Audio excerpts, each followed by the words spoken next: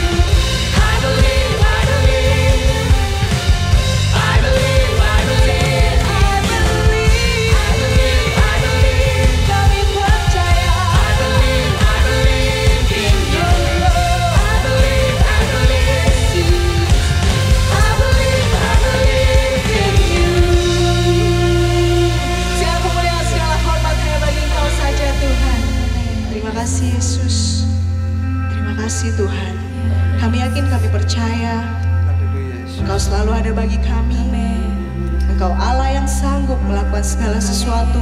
Amin. Tidak ada yang mustahil bagi Engkau Tuhan. Apapun yang sedang kami hadapi Yesus, kami yakin dan percaya Engkau ada. Waktumu tepat untuk mengangkat kami Tuhan. Waktumu tepat untuk memulihkan kami. Waktumu tepat untuk memberikan kami kekuatan, kemenangan. Terima kasih Yesus. Satu yang Dia minta, tetap percaya, tetap kuatkan imanmu. Terima kasih Yesus. Terima kasih Tuhan. Haleluya. Haleluya.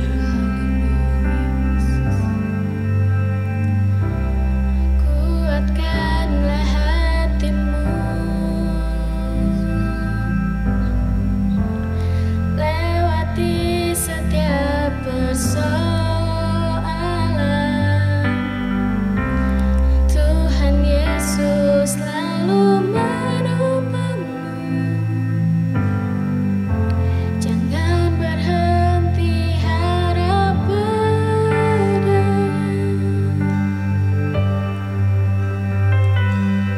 Tuhan pasti sanggup, tangannya takkan terlambat untuk mengangkatku. Tuhan masih sanggup, percayalah, Dia tak tinggalkan. Amin, amin. Benar Tuhan. Kami percaya Engkau tidak pernah meninggalkan kami Yesus. Kuatkanlah hatimu, lewati apapun, lewati setiap persoalan. Kau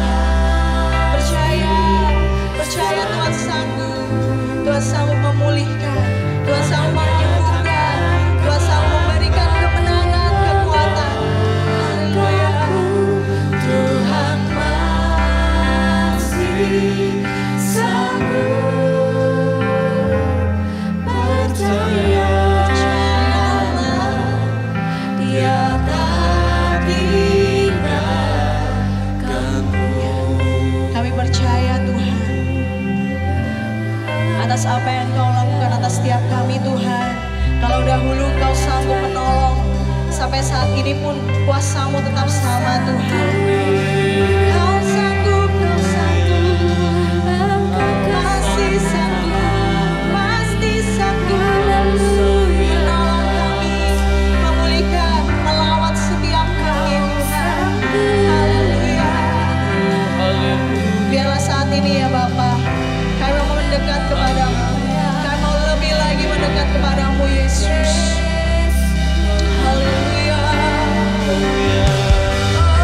Hanya di dalam-Mu ada Bapa sanggup.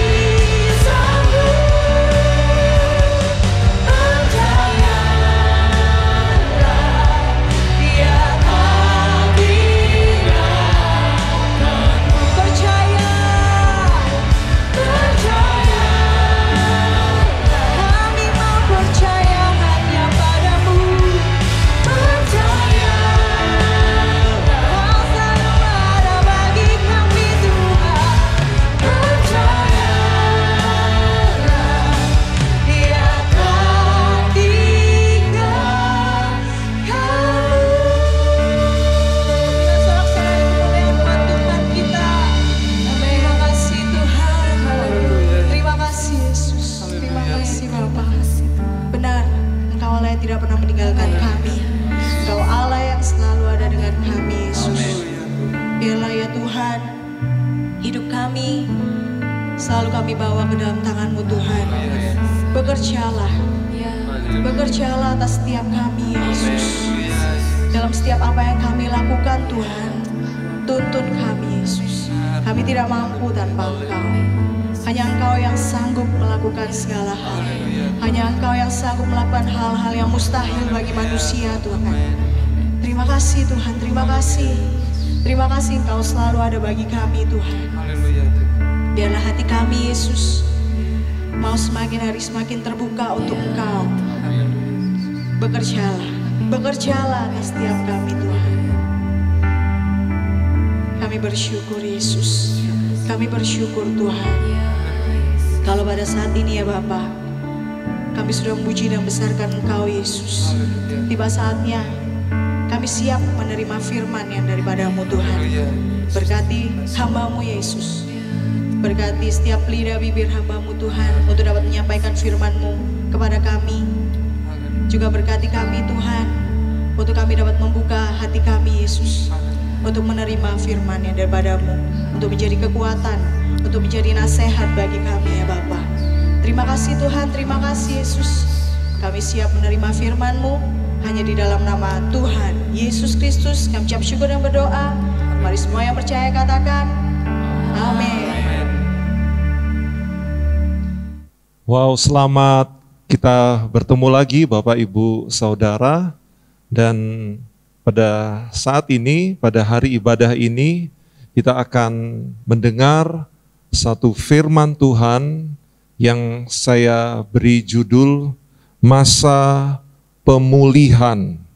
Ya, masa pemulihan. Mari kita mulai dengan membuka di dalam Kisah Para Rasul 1 ayat 6 dan ayatnya yang ke-7. Saya akan bacakan ayat ini bagi Bapak Ibu Saudara dimanapun berada. Demikian firman Tuhan. Maka bertanyalah mereka yang berkumpul di situ, Tuhan, maukah Engkau pada masa ini memulihkan kerajaan bagi Israel? Jawabnya, Engkau tidak perlu mengetahui masa dan waktu yang ditetapkan Bapa sendiri menurut kuasanya. Puji Tuhan. Kalau kita memperhatikan kisah ini, maka kita memahami apa yang menjadi pertanyaan dari murid-murid Yesus. Ya, mereka adalah orang-orang yang sedang dihidupkan kembali harapannya.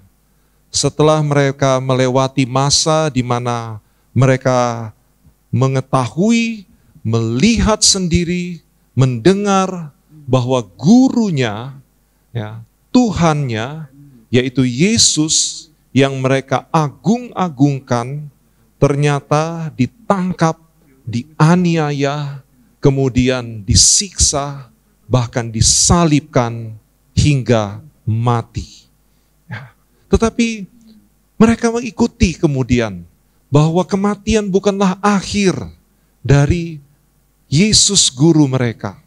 Sebab mereka kemudian mendapati 3 hari kemudian, bahkan diikuti dengan hari-hari selanjutnya, di mana mereka bertemu dengan Yesus dalam keadaan hidup. Wow, jadi mereka tahu Yesus bangkit dari kematian. Dan kebangkitan itu telah membangkitkan juga harapan mereka tentang suatu masa di mana bangsa Israel pada waktu itu sedang ada di dalam penjajahan. Dan kita semua tahu hidup dalam penjajahan itu bukanlah satu kehidupan yang diharapkan dan diinginkan terus untuk dijalani.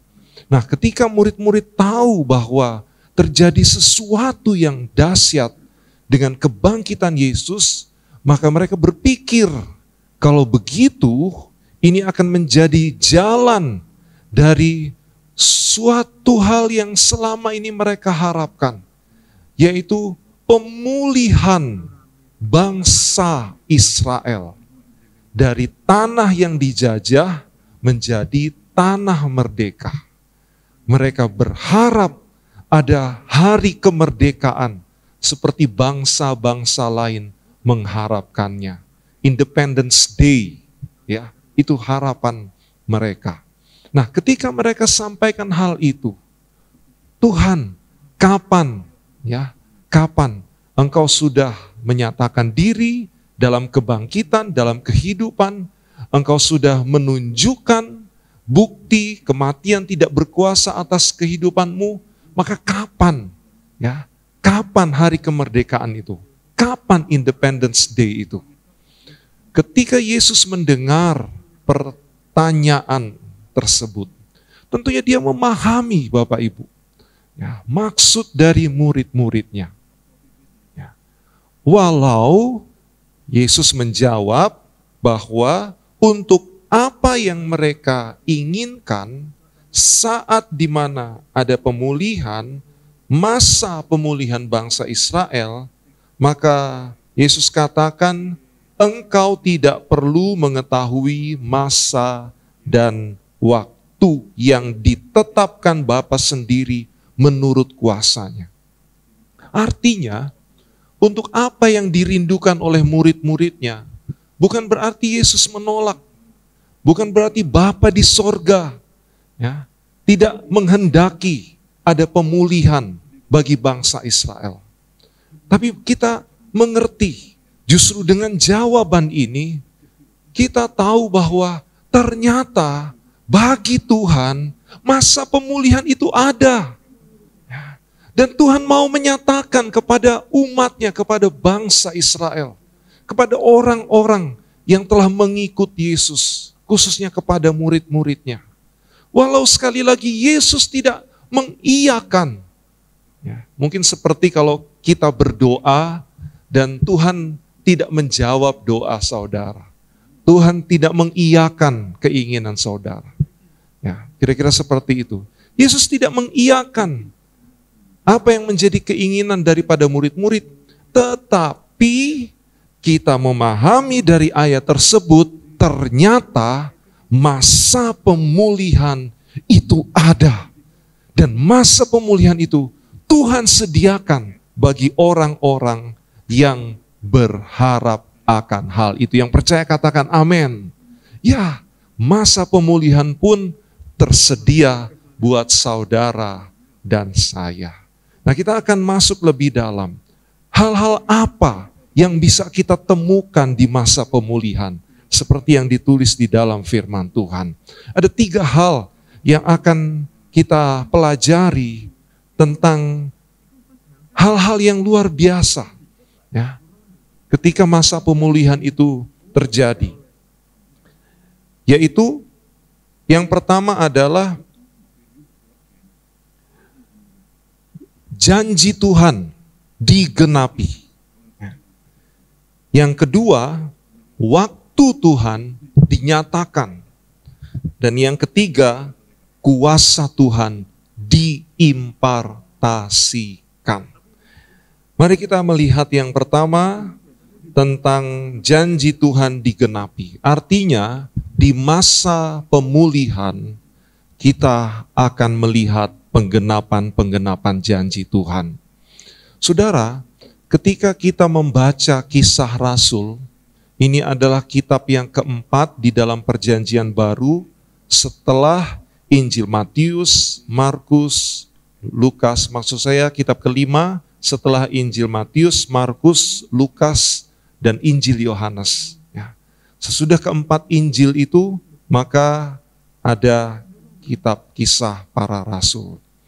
4 Injil itu menulis tentang kelahiran Yesus, pelayanan Yesus, ya, penderitaan dan kematiannya, serta kebangkitan. Ya. Jadi itulah gambaran tentang Yesus ketika dia ada di dalam dunia ini ditulis di keempat Injil. Matius, Markus, Lukas, dan Yohanes. Nah, setelah kebangkitan Yesus, ya, setelah peristiwa yang menjadi puncak, ya, karya Tuhan bagi keselamatan banyak orang, ya, maka dilanjutkan dengan kenaikan Yesus. Ya, kita pahami bersama, Yesus adalah tokoh utama. Ya, Yesus adalah peran utama. Ya, dan ketika tokoh utama atau peran utama itu tidak lagi ada, seakan-akan tidak ada lagi hal yang menarik di dalam peristiwa-peristiwa tersebut. Ya, karena Yesus sudah naik ke sorga. Ya, Dan Yesus sudah tidak ada lagi di bumi. Maka dari itu 4 Injil itu berakhir. 4 Injil itu selesai. 4 Injil itu kalau di dalam kitab bahasa Inggris, Bible, amin.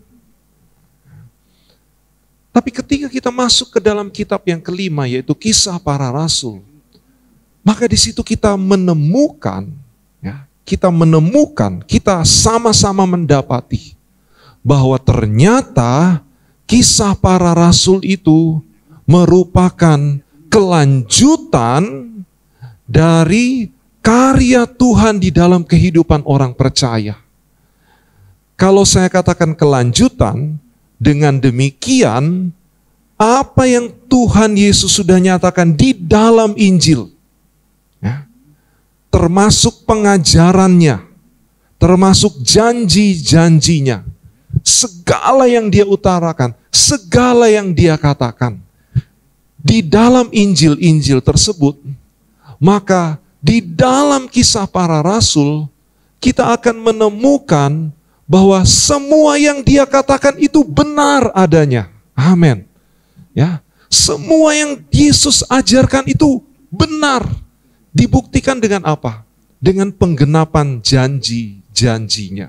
Jadi saya mau katakan, Kisah Para Rasul yang kalau dalam bahasa Inggris itu disebut dengan Acts, ya, A, C, T, dan S. Bahasa Indonesianya tindakan, ya, perbuatan. Ya. Kalau kita familiar dengan Kisah Para Rasul, ya, tindakan para rasul, perbuatan para rasul. Perbuatan apa? Perbuatan atau tindakan dari iman mereka terhadap Yesus yang ditulis di dalam Injil. Ya. Perbuatan apa? Tindakan apa? Itu adalah perbuatan dan tindakan mereka terhadap apa yang sudah diajarkan Yesus kepada murid-muridnya. Jadi kalau mau dikatakan supaya jelas perbedaannya, saudara, antara Injil dan Kisah Para Rasul, kalau Injil, ya, itu berisi janji-janji Tuhan. Ya, berisi janji-janji Tuhan tentang antara lain adalah pengampunan, ya, ada pertobatan. Kita juga memahami bagaimana di dalam Injil itu kita belajar tentang Roh Kudus, ya. Kita belajar tentang persekutuan, kita belajar tentang penginjilan. Kita belajar dan mendengar pengajaran tentang memberi dan persembahan. Ya, kita belajar tentang karakter-karakter. Ya, kita belajar semua itu di dalam Injil Matius, Markus, Lukas, dan Yohanes. Dan ketika kita membaca Kisah Para Rasul, maka di dalam kitab Kisah Para Rasul bukan hanya tentang belajar, bukan lagi tentang bagaimana kita diajar, dan diajar. Tetapi di dalam kitab Kisah Para Rasul itulah kita diajar dan kita melakukannya. Kita mendengar dan kita berbuat. Kita dapati janji Tuhan dan saat itulah janji Tuhan digenapi. Amin Bapak Ibu. Satu hal yang luar biasa adalah janji tentang Roh Kudus. Ya. Ini karya besar. Ya. Dan Yesus sendiri yang menjanjikannya. Ya. Bahwa Roh Kudus itu akan menjadi bagian di dalam kehidupan orang percaya. Ya. Pada saat Yesus naik ke surga, sebelumnya dia berkata supaya mereka tidak meninggalkan Yerusalem. Dan murid-murid berada di sana. Pada hari yang ke-10, firman Tuhan katakan, Roh Kudus dicurahkan. Ya, Roh Kudus dicurahkan. janji Tuhan digenapi. Ya. Janji Tuhan dinyatakan. Kalau Tuhan berjanji, berarti Tuhan menepati. Amin. Kalau Tuhan berjanji, berarti Tuhan setia. Kalau Tuhan berjanji, maka itulah yang akan terjadi. Dan saya mau katakan kepada saudara, kalau Tuhan telah berjanji kepada saudara, maka Tuhan akan menepati janjinya kepada saudara. Kalau Tuhan telah berfirman kepada saudara, kepada kita semua, maka percayalah firman-Nya itu akan kita sambut dengan perkataan yes dan amin. Sebab itulah yang terjadi di dalam kehidupan kita pada masa pemulihan. Saya percaya, saya percaya Bapak Ibu, ketika kita sering mendengar khotbah, kita sering membaca firman Tuhan, kita lagi mendengar firman khotbah firman Tuhan, kita mengikuti renungan firman Tuhan, dan itu mungkin berulang, dan terus berulang. Apalagi kalau kita sudah jadi orang Kristen bertahun-tahun lamanya. Mungkin Anda jadi orang Kristen, Anda dapati sejak sekolah minggu. Ya. Di sekolah minggu Anda dengar cerita tentang Daud dan Goliat. Ya. Anda menjadi remaja, Anda pun dengar kisah tentang Daud dan Goliat. Anda bertumbuh menjadi dewasa, Anda pun dengar khotbah tentang Daud dan Goliat. Ya. Mungkin terus berulang. Anda dengar kisah tentang Adam dan Hawa. Ya, terus menerus, apalagi Injil. Ya. Barangkali ada orang-orang yang telah menjadi jemu dengan kisah-kisah seperti itu. Tapi saya mau katakan, ini bukan hanya tentang kisah. Ini bukan hanya tentang sejarah. Tapi ini adalah firman Tuhan. Ini adalah pengajaran. Dan ini adalah janji Tuhan. Seberapa banyak janji Tuhan itu engkau dengar, maka percayalah, kalau engkau beriman, maka janji Tuhan itu ya adalah baik buat kita. Amin. Maka kebaikan akan terjadi di dalam kehidupanmu. Yang percaya katakan amin. Yang kedua, yang pertama tadi janji Tuhan digenapi. Yang kedua, waktu Tuhan dinyatakan. Ya, kita akan temukan, kita akan melihat ada kejadian-kejadian yang akan mengejutkan kita. Ya, sebab manusia itu penuh dengan rencana. Ya, dan rencana itu selalu berhubungan dengan waktu, ya, dengan jadwal, ya, dengan penentuan kita sendiri sebagai manusia.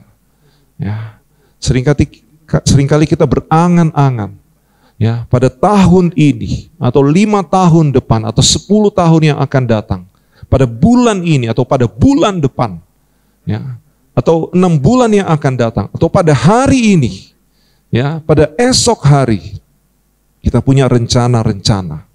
Ya.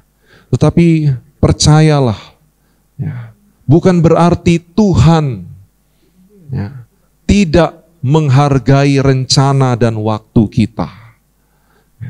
Tapi sadarkah kita bahwa waktu kita, ya, hari kita, jam kita, jadwal kita, bulan kita, tahun kita, itu dibanding dengan waktunya Tuhan, itu terlalu kecil, ya, terlalu terbatas. Bagaimana mungkin kuasa Tuhan yang besar itu dipahami, ya, dimanifestasikan ke dalam waktu kita? Tentu tidak mungkin. Makanya seringkali Tuhan tidak sejalan dengan waktu kita. Yang percaya katakan amin.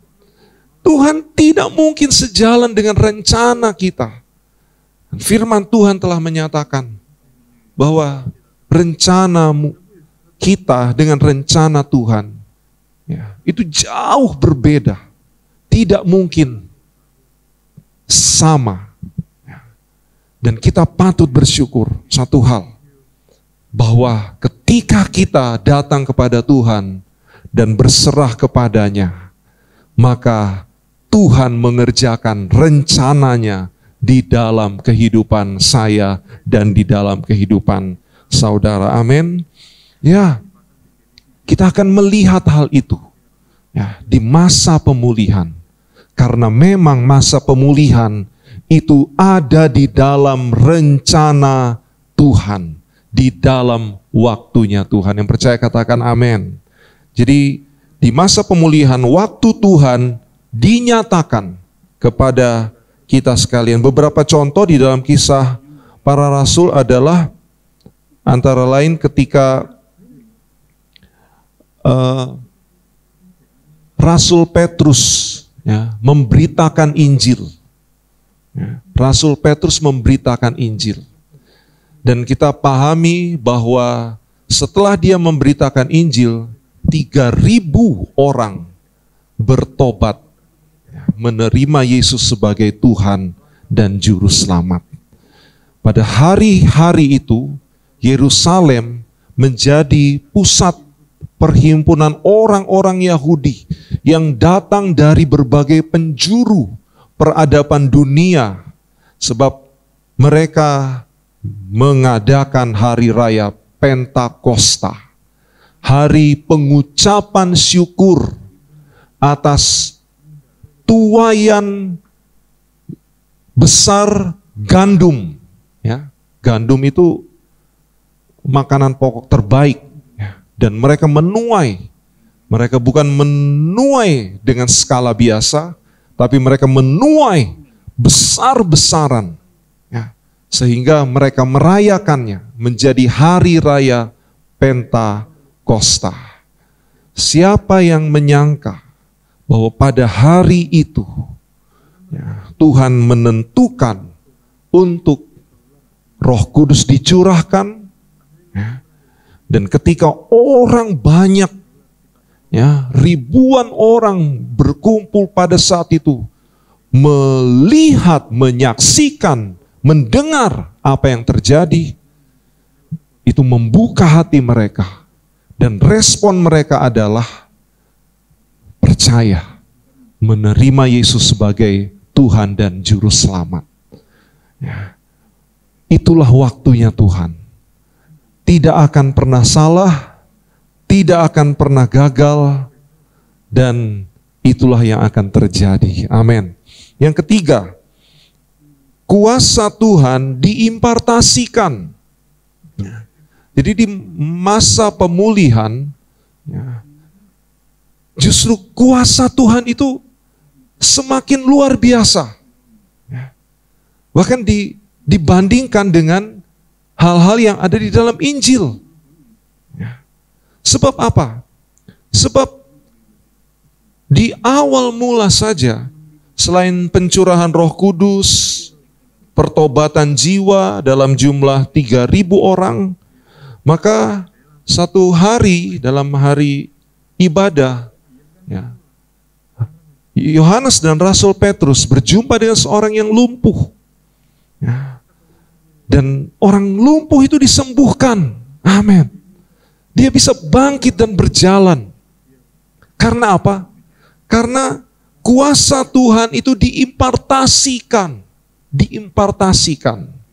Arti impartasi itu adalah diberi dengan kelimpahan. Ya. Petrus sendiri berkata, emas dan perak tidak ada padanya. Ya. Itu satu logam mulia yang menjadi ukuran dari kekayaan dan kemewahan. Ya. Mereka tidak punya hal seperti itu.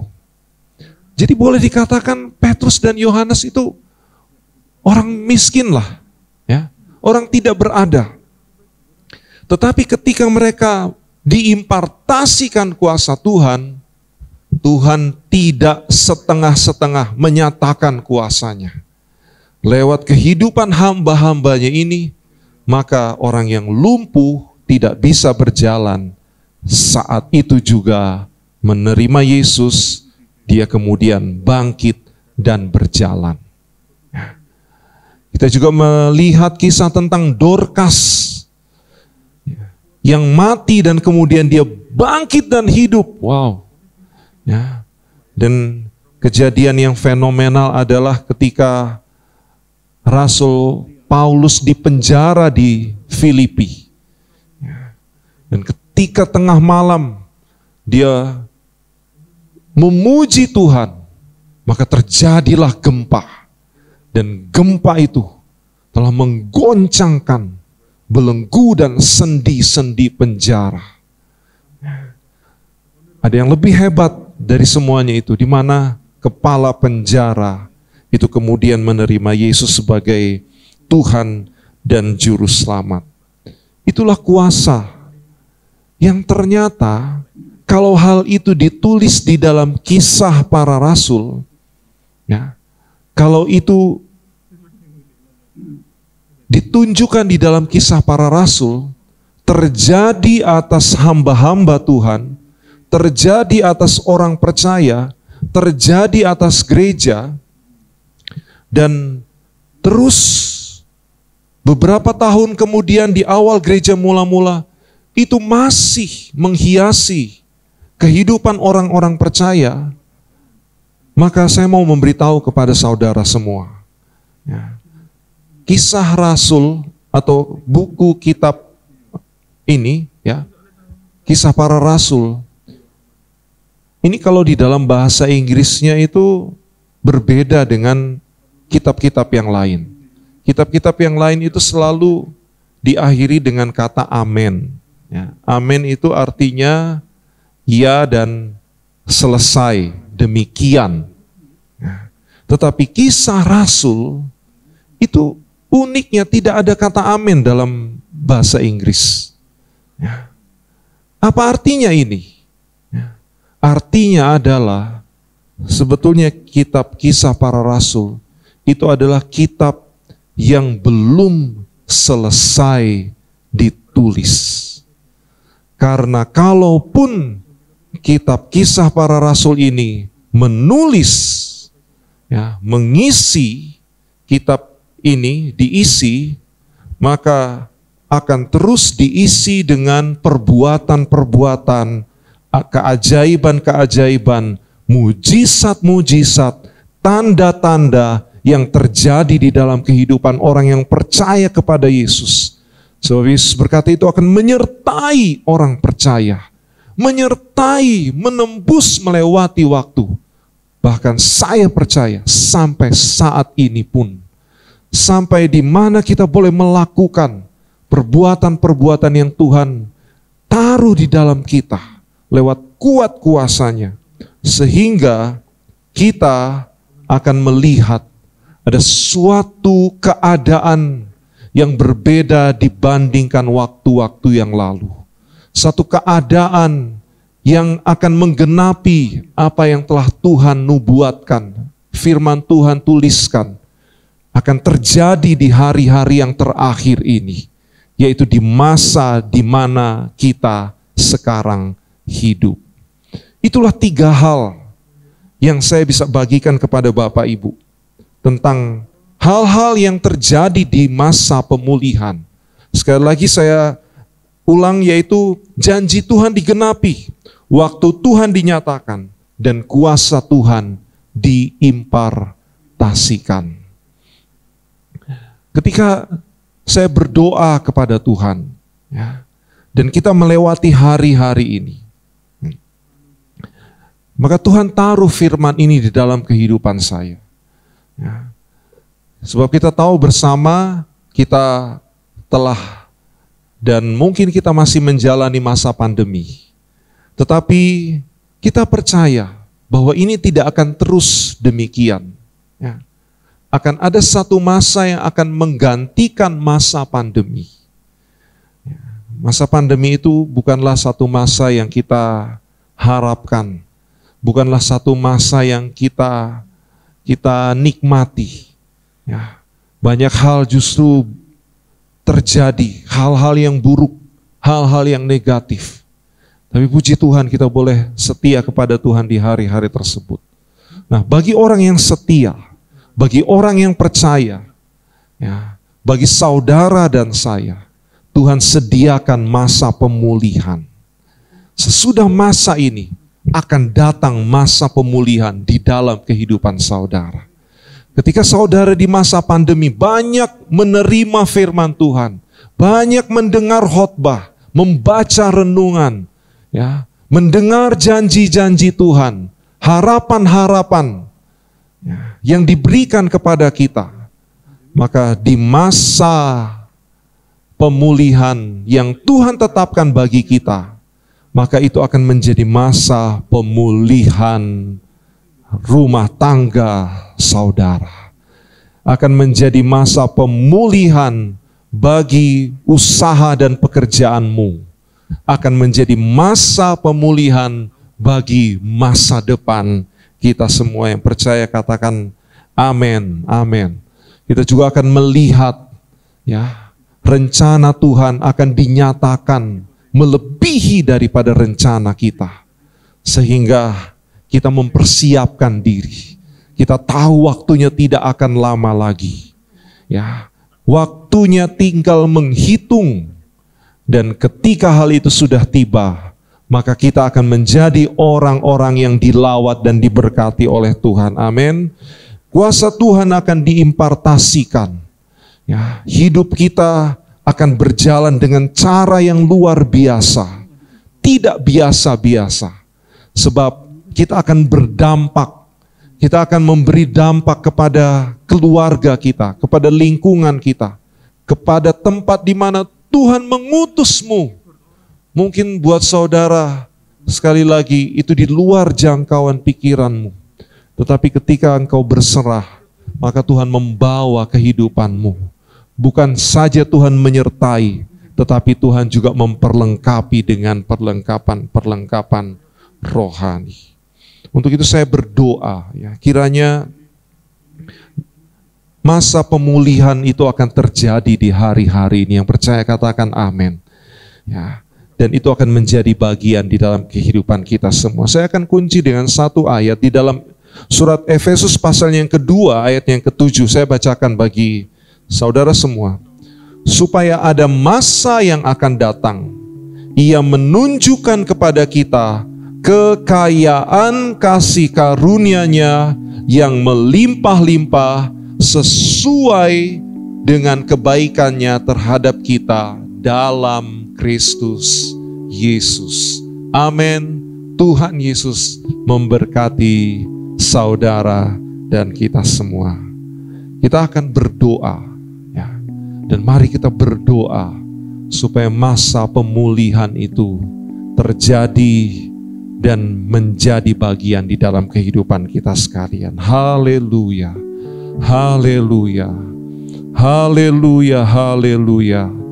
Bapa di surga, kami percaya firman-Mu ya dan amin. Janji-Mu berkuasa ya Tuhan untuk terjadi dan digenapi di suatu masa yang Tuhan siapkan, di suatu masa yang Tuhan rencanakan. Seperti Engkau menyiapkannya bagi anak-anak-Mu di hari-hari ini. Bagi mereka yang telah berdoa, bagi mereka yang telah menanti-nantikan, bagi mereka yang mau setia dan tetap bertahan di dalam pencobaan. Kami percaya Tuhan, Engkau sedang menilik, wajah-Mu sedang berpaling kepada setiap rumah tangga, kepada setiap anggota-anggota keluarga, kepada setiap situasi-situasi, bahkan yang tidak dimengerti oleh orang-orang terdekat sekalipun. Kami berdoa di dalam nama Yesus, tangan Tuhan terulur kepada segala situasi dan keadaan di dalam rumah-rumah, di dalam keluarga-keluarga, dalam situasi-situasi mereka, juga di dalam situasi ekonomi, situasi keuangan, situasi kesehatan, dan juga harapan akan masa depan. Hamba berdoa di dalam nama Tuhan Yesus Kristus, apa yang tertulis di dalam firman-Mu, apa yang Engkau janjikan, apa yang Engkau pernah katakan, semuanya itu tidak pernah sia-sia. Tidak akan sia-sia bagi orang yang percaya. Tidak akan sia-sia bagi orang-orang yang menanti-nantikannya. Tidak akan menjadi sia-sia bagi orang yang tetap setia di dalam Engkau. Dan hamba berdoa di dalam nama Yesus, genapi terjadilah kekuatan kuasa yang dari surga di masa pemulihan yang Engkau tetapkan. Dan itu akan menjadi bagian kemuliaan Tuhan atas setiap kehidupan orang percaya, kehidupan anak-anak-Mu. Kami berdoa kalau ada yang sedang mengalami pemulihan kesehatan oleh karena terpapar. Kami berdoa kalau ada yang sedang menjalani pemulihan ekonomi oleh karena keuangan modal mereka ya Tuhan habis dan hilang. Kami berdoa di dalam nama Tuhan Yesus, biarlah kelimpahan kasih karunia Tuhan, kekayaan yang dari sorga akan dicurahkan bagi kami semua. Dan kami akan menerimanya dengan iman. Kami akan percaya dan bertindak. Kami akan hidup di dalamnya, agar setelah semuanya ini terjadi, maka lewat kehidupan anak-anak-Mu, nama Tuhan dipuji dan dipermuliakan. Terima kasih Bapa. Teruslah bekerja oleh karena firman Tuhan harus bertumbuh dan berbuah dan menjadi berkat bagi banyak orang. Kami terima firman-Mu demi nama Tuhan Yesus Kristus. Mari semua dimanapun kita yang berada berkata, amin, amin. Tuhan memberkati. Ya, puji Tuhan Bapak Ibu Saudara, selamat pagi, selamat kita berjumpa kembali dalam ibadah online GPDI Maranatha Malang, Minggu tanggal 26 September 2021. Ya, sebelum kita memberi persembahan pada pagi hari ini, firman persembahan datang kepada kita dengan judul mengatur keuangan. Ya, mari kita katakan mengatur keuangan. Ya. Dalam Matius pasal 6 ayat 19 sampai 24, di situ dikatakan tentang hal mengumpulkan harta. Janganlah kamu mengumpulkan harta di bumi ngengat dan karat merusakkannya, dan pencuri membongkar serta mencurinya. Tetapi kumpulkanlah bagimu harta di sorga. Di sorga ngengat dan karat tidak merusakkannya, dan pencuri tidak membongkar serta mencurinya. Karena di mana hartamu berada, di situ juga hatimu berada. Mata adalah pelita tubuh. Jika matamu baik, teranglah seluruh tubuhmu. Jika matamu jahat, gelaplah seluruh tubuhmu. Jadi, jika terang yang ada padamu gelap, betapa gelapnya kegelapan itu. Tak ada seorang pun yang dapat mengabdi kepada dua tuan. Karena jika demikian, ia akan membenci yang seorang dan mengasihani yang lain, atau ia akan setia kepada yang seorang dan tidak mengindahkan yang lain. Kamu tidak bisa atau tidak dapat mengabdi kepada Allah dan kepada Mamon. Ya. Jadi kita dapat mengetahui prioritas atau nilai kehidupan seseorang, ya, dari cara mengatur dan memakai keuangan. Bila kita melihat buku cek seseorang, kita bisa menemukan pola kehidupan keuangan mereka. Orang yang mengeluarkan banyak uang untuk pakaian atau kemungkinan memiliki problem dengan image. Orang yang terlalu banyak mengeluarkan uang untuk makan dan entertain, kemungkinan suka hidup berpoya-poya dan menurut hawa nafsu mereka. Ya, orang yang mengeluarkan banyak untuk membayar hutang kredit card, mungkin hidupnya dikuasai oleh hutang dan lain-lain. Nah, pertanyaan pagi hari ini datang kepada setiap kita, mengapa banyak anak Tuhan tidak suka atau tidak bisa memberi bagi pekerjaan Tuhan? Selain karena prioritas yang bukan Tuhan dan pekerjaannya, ada lain lagi, yaitu ketidakpercayaan terhadap firman Tuhan.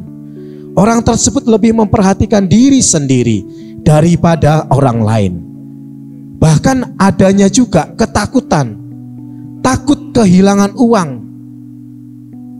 Tuhan katakan bahwa kita diberi kebebasan oleh Tuhan untuk mengontrol keuangan kita. Ya, oleh karena itu firman Tuhan pagi hari ini datang kepada kita agar kita menyerahkan sepenuhnya hidup dan milik kita kepada Tuhan. Berilah bagi pekerjaan Tuhan sesuai takaran berkat yang saudara terima. Jangan terikat dengan berkat tersebut. Pergunakanlah untuk kemuliaan Tuhan. Ya, oleh sebab itu Alkitab menulis banyak sekali ya tentang uang. Bila kita memiliki uang, berarti Tuhan memberi kepada kita, sekali lagi yaitu tanggung jawab. Kita perlu memakai uang dengan bijaksana. Sebab satu kali kelak nanti kita akan berhadapan muka dengan muka kepada Tuhan dan kita harus mempertanggungjawabkannya. Kalau kita tidak belajar sejak saat ini mengontrol keuangan kita dengan baik, maka kita akan dikontrol atau dikendalikan dengan uang. Oleh karena itu pagi hari ini Bapak Ibu Saudara, mari kita beri persembahan, beri kepada pekerjaan Tuhan di GPDI Maranatha sesuai dengan takaran berkat yang Bapak Ibu Saudara terima. Puji nama Tuhan, mari kita datang kepada Tuhan, kita berdoa untuk persembahan-persembahan yang akan kita beri bagi pekerjaan Tuhan. Bapa di surga, dalam nama Yesus Tuhan dan Juru Selamat kami bersyukur untuk berkat-berkat finansial yang Kau percayakan. Terima kasih ya Tuhan, kami membutuhkan anugerah yang datang daripada Engkau agar kami memiliki roh yang bijaksana dalam mengatur keuangan. Karena Engkau adalah prioritas di atas keuangan kami. Pekerjaan-Mu Tuhan adalah prioritas di atas keuangan kami.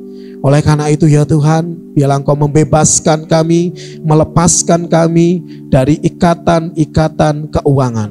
Sehingga saat kami memberi bagi pekerjaan Tuhan, kami boleh memberi dengan sukacita. Kami boleh memberi hati kami pun ya Tuhan, bagi Engkau dan bagi pekerjaan-Mu. Terima kasih ya Tuhan, kami akan memberi dengan sukacita di pagi hari ini.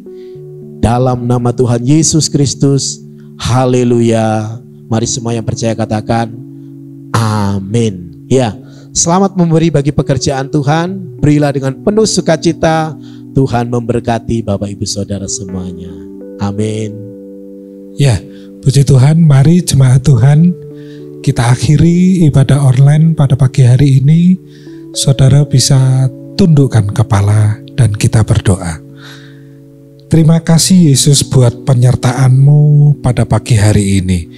Ibadah akan kami akhiri, memberkati setiap jemaat yang sudah melihat dan mendengar kebenaran firman Tuhan. Demikian juga jemaat tamu yang beribadah bersama kami, Tuhan berkati. Terima kasih. Kami percaya Roh Kudus memimpin, mengurapi, menuntun setiap jemaat yang berharap kepada Engkau Tuhan. Apapun yang jemaat kerjakan, Tuhan buat berhasil. Memberkati pekerjaannya, usaha, toko, sekolah, semua untuk kemuliaan nama Tuhan. Terima kasih Tuhan, terima kasih. Mari kedangkan tangan kita. Terimalah berkat dari Allah Bapa, kasih karunia Tuhan Yesus Kristus, dan persekutuan Roh Kudus senantiasa menyertai saudara sekalian. Mulai hari ini sampai Maranatha, Tuhan datang kembali. Dalam nama Tuhan Yesus Kristus, mari semua yang percaya katakan amin. Tuhan memberkati. Sampai jumpa minggu depan dan Tuhan Yesus memberkati. Masih lagi memuji Tuhan. Through you I can do anything. I can do all things. 'Cause it's you who gives me strength. Nothing's impossible. Through you my lies are open. Strongholds are broken. I am living by faith.